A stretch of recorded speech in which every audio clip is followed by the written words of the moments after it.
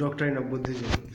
The core of Buddha's doctrine is expressed in the Arya Satchani, four noble truths, Ashtangika mark, eightfold path and middle path, social code of conduct, attainment of Nibbana or Nirvana. Okay, so now you study all the things. So Buddha explained that his teaching are just a raft which helps one to cross over the turbulent river of life and suffering. Buddha argues one should not climbing. Why this bit, please? Yes. Okay, Buddha argues one should not climb to anything, including his teaching, and the teaching is only upaya, skillful means of expedient tools, and are thus not dogma. It is fingers pointing at the moon, and one should not confuse the fingers for the moon. Ashtangik mark and middle path, noble truth, four noble truth, Arya Satchani. So his teachings contains three important pillars: Buddha, Dhamma, Sangha. Buddha means founder or teacher, and Dhamma means teaching, and Sangha means other of order of Buddhist monks and nuns who act as torch bearers or Dhamma worshippers or upasakas and are a major factor in the dissemination of the Buddhist doctrine. While struggling for enlightenment, Buddha had discovered Dhamma, Four Noble Truths, which form the central teaching Buddhism. Okay, so you can see the truth of first is the truth of suffering, dukkha, the truth of cause of suffering, samudaya, the truth of end of suffering, nirodha, truth of suffering, dukkha. Buddha taught that everything is suffer, sabam, dukkham. It refers not only the actual pain and sorrow experienced by the individual, but also to the potential to experience these things. The truth of the cause of suffering, samudaya, the suffering is part of living, and there is a reason behind it. Desire, Krishna, is main cause of suffering. The truth of ends of suffering, Nirodha. This suffering can be ended by attaining Nibbana. The truth of path leading to end of suffering. It is Ashtangika Marga. The Buddha urged people to study, meditate, think, and act in a way that can help them come to a full understanding of each of these four noble truths, and to stay on the path that will lead them to peace, happiness. Paradoxically, the Eightfold Path is more about unlearning rather than learning. To learn in order to unlearn and uncover. The path consists eight interconnected activities, and it is a process that helps one to move beyond the conditioned responses that occur his heart true nature. The Australian mark comprises the following.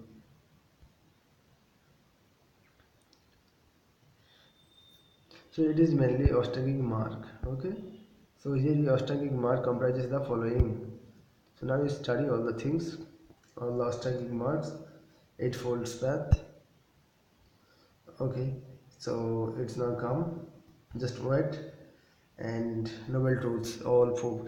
Here is some of the noble truths: eightfold path, unlearning rather than learning. So interconnected, all are and Ostrangik mark is important, and Ostrangik marks now we discuss like the 8 important teachings of Buddha. So it's please. The truth of path leading and end of suffering. Ashtangik mark the path of leads at the end of suffering. So here he mainly come. So mainly the right here you can see right concentration, right thought, right sleep, right mindfulness, right action, right effort. Okay, and you can see all the things here. Right livelihood. So right other rights are like right vision, understanding samadhi, and right of thought attitude sankappa. So it is having emotional intelligence, acting from love and compassion, right version of understanding samadhi. So perfect understanding, perfect view, right to or integral action, kamanta, sammakamanta, right or integral action. It signifies an ethical foundation of life based on the principles of non-exploitation of oneself and others. The five percepts training rules, which are like ethic code of conduct governing the behavior of members of the monastic order and the laity. Following are the five percepts: not commit violence, to undertake the training to avoid taking the life of beings. The percept applies or to all living beings and not just to humans, but all beings have a right to their lives and rights should be respected. Next is do not covet the property of others, to undertake the training to avoid taking things not given. This percept but goes further that Mary's telling, and it preaches that one should avoid taking anything unless one is totally sure that it is intended for him only. Do not indulge in corrupt practices or sensual behavior. Avoid sensual misconduct and percept covert over indulgence of any sexual pleasure and gluttony, misconduct of a sexual nature. For laity, celibacy was replicated by chastity. Do not cover the property or of others, and do not indulge in corrupt practices. Do not speak lie. Important it is. Do not speak lie. Tornado training refrain from false speech. This percept covers slander, lying, and deceiving. One speech is not beneficial to the welfare of others. Do not use intoxicants, and to undertake the training to abstain from substances which cause intoxication and idleness. This precept is in a special category as it does not infer any intrinsic or evil in, say, alcohol itself, but believes that if the indulgence in such a substance could be the cause of drinking the other form four percepts.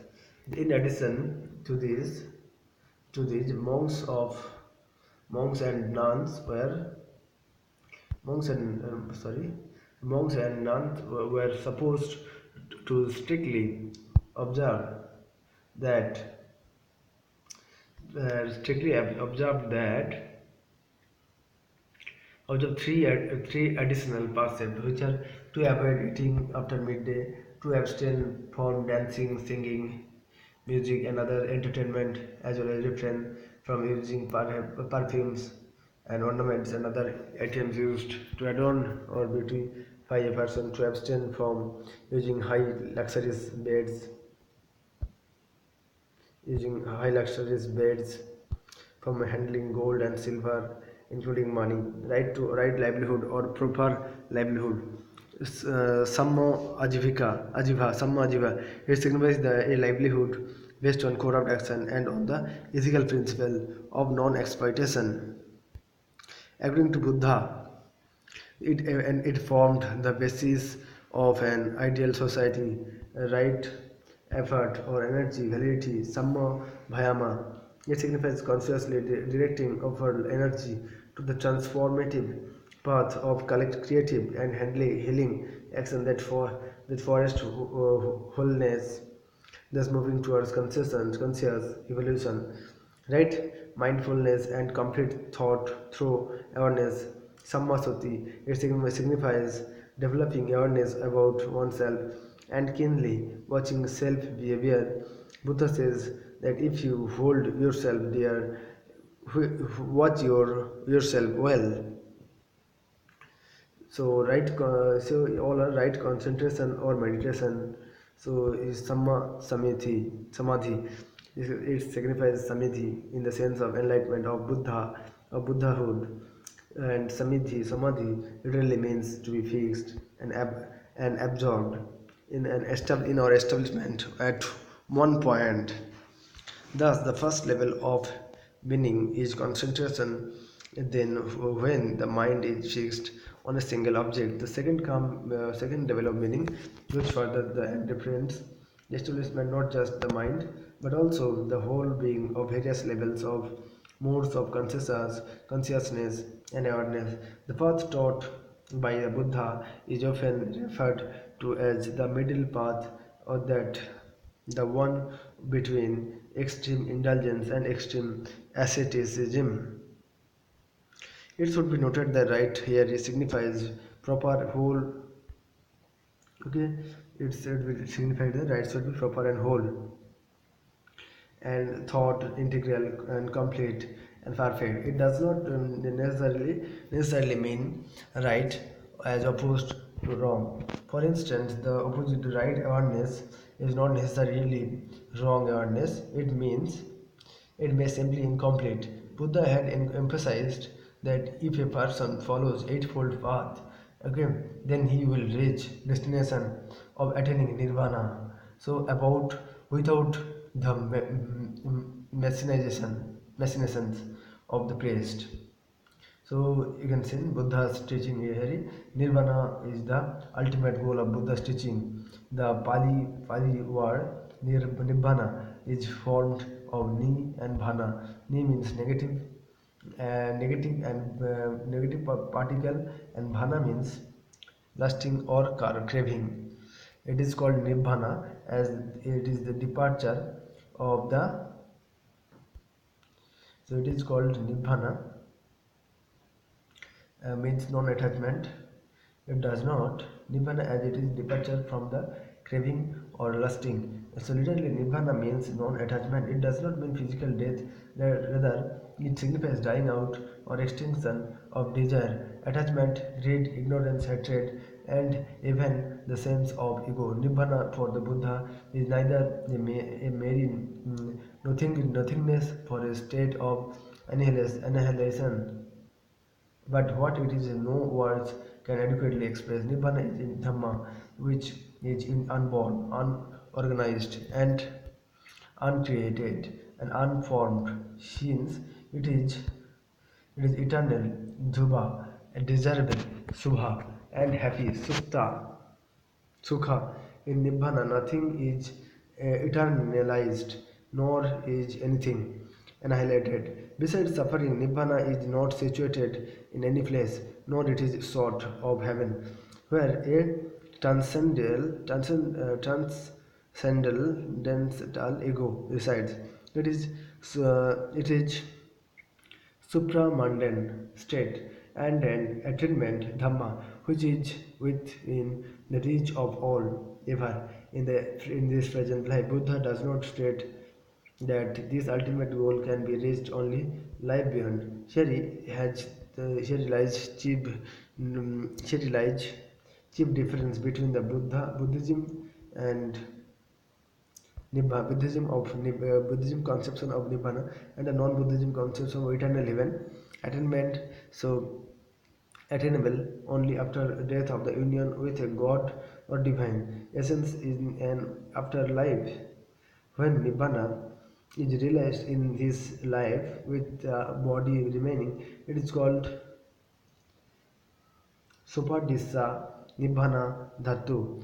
When an arhat attains and Parinibbana complete or final dying out only used for death of enlightenment brain beings such as Buddha after the dissolution of his body without any remember physical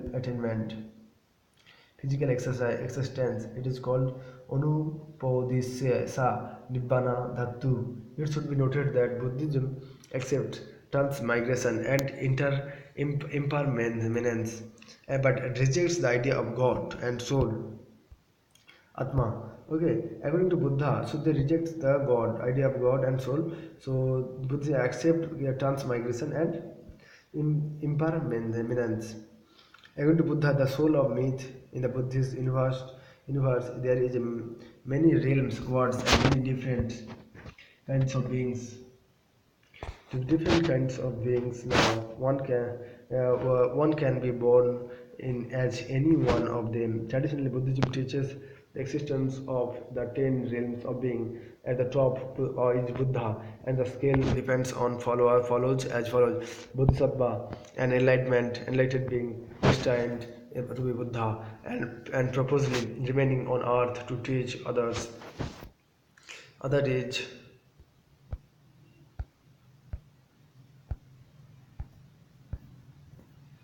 So, like, and others, okay, and Pratyeka Buddha, a Buddha on their own, and Sravaka, direct discipline of Buddha, heavenly being, and superhuman angels and human beings, Asura, fighting spirits, beasts, and Prita, hungry ghost, and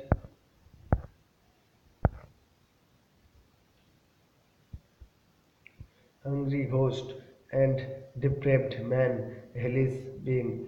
These 10 realms are mutually immanent and mutually inclusive, each one having in it the remaining 9 realms. For example, the realms of human beings has all the other 9 sects, from hell to Buddhahood.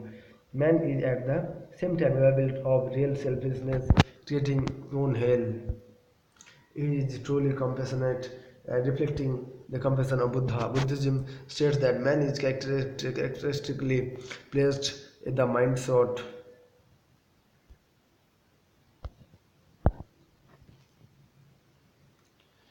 So here you can see.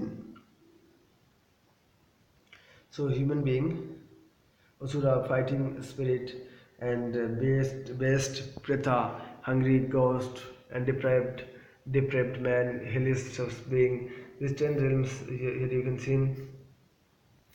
So I think it is, and great emphasis on mind and karma in Buddhist tradition is result of an action. Karma you can see, and enlightenment state of Buddha here he rise, and discipline, cultivation, and awakening to faith. Karma is the important rebirth is governed by the cumulative results of the karma in of a particular life. It is rather interesting to note that even though Buddhism emphasizes on non-violence, ahimsa, yet it does not necessarily evil vegetarian, and monks were not forbidden among from eating meat.